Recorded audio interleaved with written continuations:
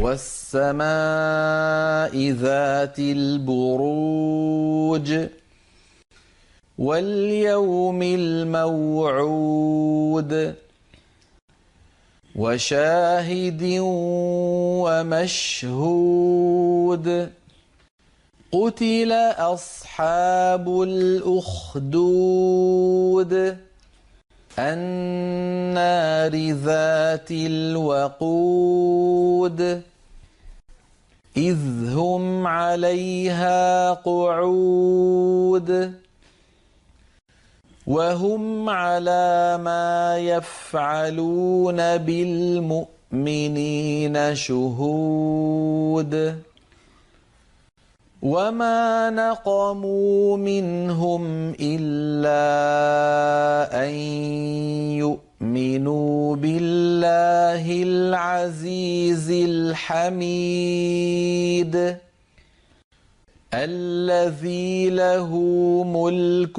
السماوات والأرض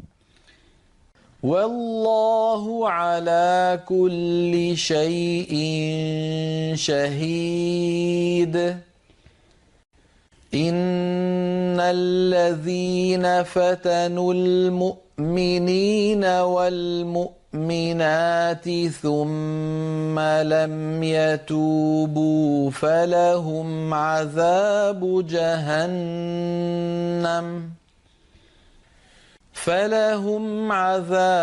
جهنم ولهم عذاب الحريق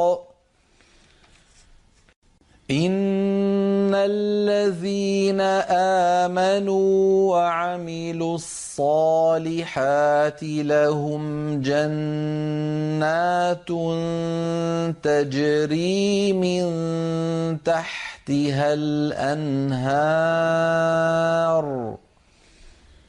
ذلك الفوز الكبير إن بطش ربك لشديد إنه هو يبدئ ويعيد وهو الغفور الودود ذو العرش المجيد فعال لما يريد هل أتاك حديث الجنود فرعون وثمود